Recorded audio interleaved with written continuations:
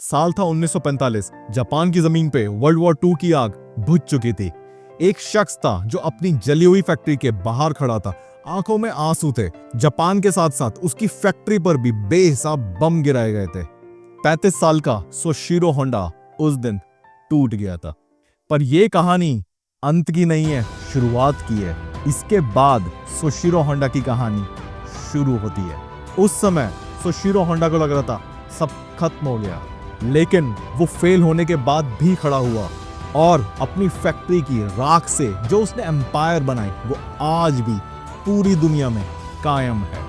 तो चलिए सोशिरो होंडा के बारे में जानते हैं शुरुआत से। 17 नवंबर 1905 जापान के एक छोटे से गांव हवामात्सु में एक बच्चे का जन्म हुआ। बच्चे का नाम था सोशिरो होंडा।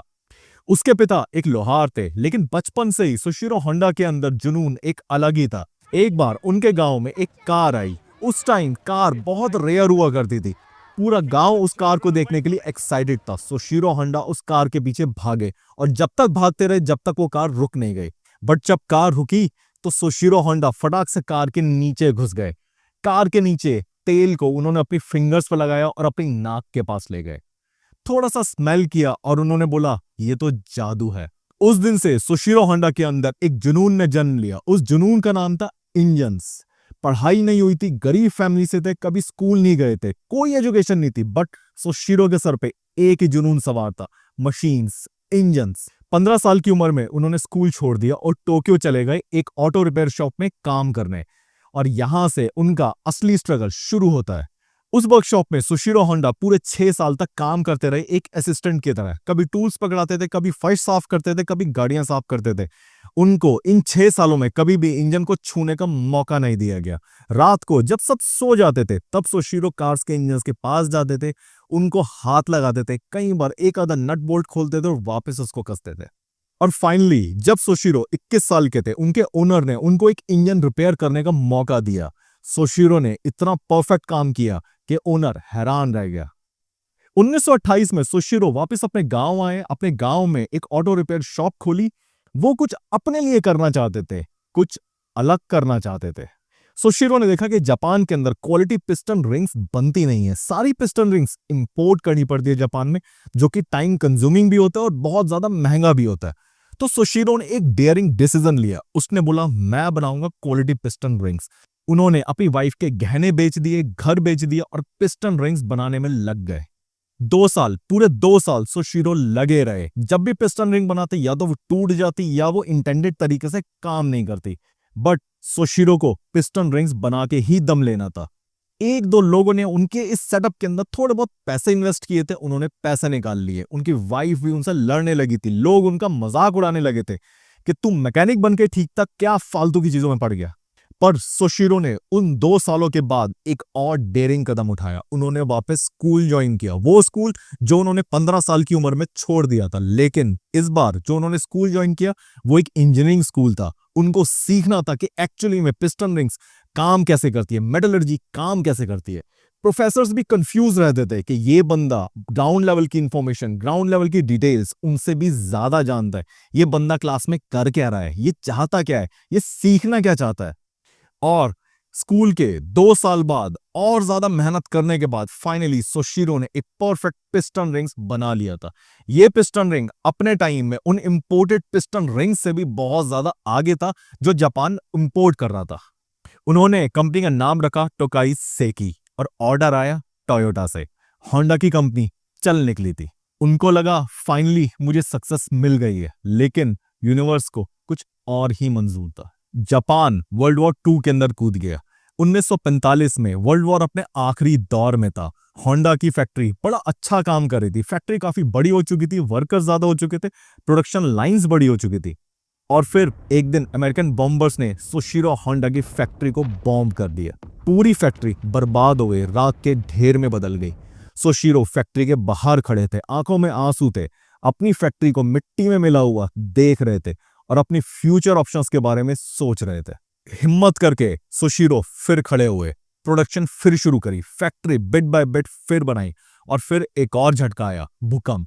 जापान का सबसे बड़े अर्थक्वेक में से एक ने जापान को हिट किया। फैक्ट्री दोबारा मिट्टी में मिल गई। सोशिरो फिर वहीं पहुंच गए और इस बार सुशिरो के पास ना ही फैक्ट्री बची थी, ना ही फंड्स बचे थे, ना ही वर्कर्स बचे थे, कुछ भी नहीं बचा था। वो एकदम सड़क पर आ गए थे। वर्ल्ड वॉर खत्म हो गया, जापान की इकोनॉमी जमीन पे आ गई थी। ना ही पेट्रोल था, ना ही पैसा था, ना ही कोई बिल्डिंग खड़ी हुई बची थी। हर जापानी बेसिक नीड्स के लिए स्ट्रगल कर रहा था। लोगों के पास साइकिल थी लेकिन चलाने की ताकत नहीं थी। जापान में पेट्रोल तक खत्म हो गया था और पेट्रोल को खरीदने के पैसे भी बहुत कम बचे थे। होंडा खुद भी अंधेरे में गुम होने की कगार पे आ गए थे। उनके पास भी रिसोर्सेज ना के बराबर थे।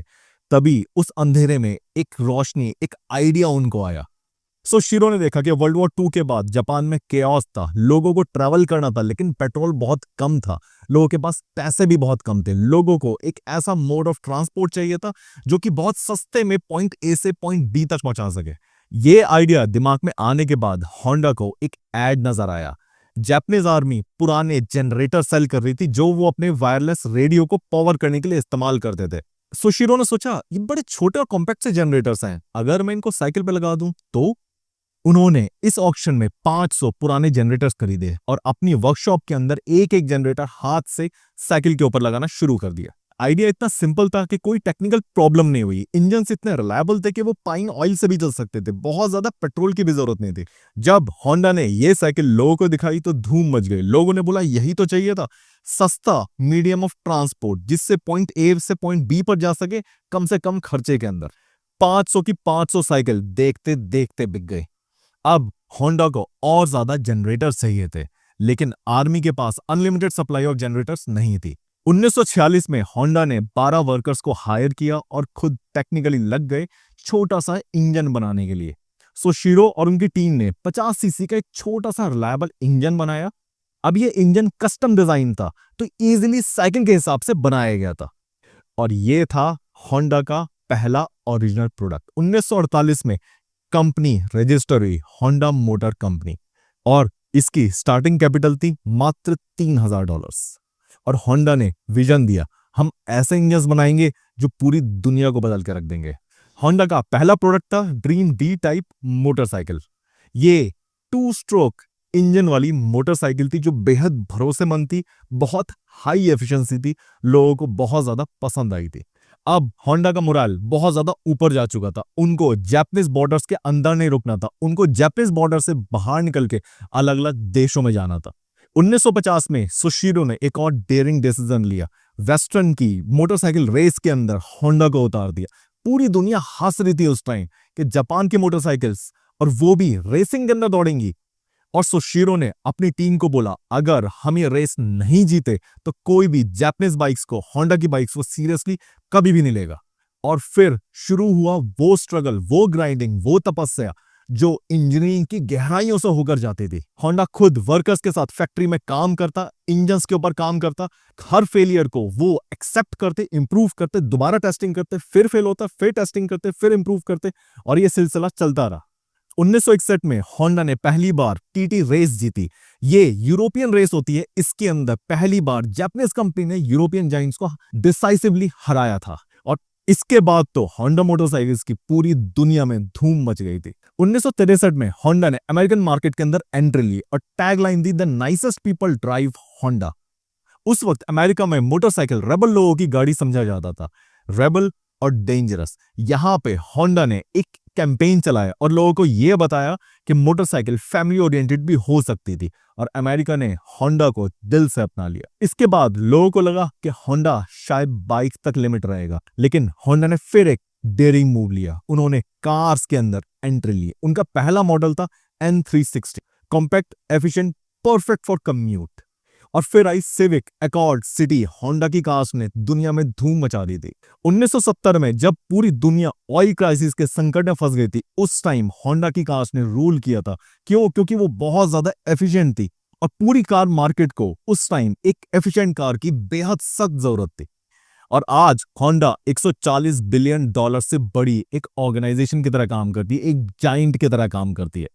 तकरीबन हर देश के अंदर आपको होंडा के प्रोडक्ट्स मिल जाएंगे, या तो होंडा के जनरेटर्स मिल जाएंगे, बाइक्स मिल जाएंगी, स्कूटर्स मिल जाएंगे, कार्स मिल जाएंगी। सुशिरो होंडा की 1991 में डेथ हो गई, लेकिन अपने पीछे वो एक ऐसी लेगेसी छोड़ गए, ऐसी स्टोरी छोड़ गए, ऐसी कंपनी छोड़ गए, ऐसी कल्चर छोड़ गए, जो मुझे लगता है आने वाले कई सौ सालों तक जिंदा रहेगी।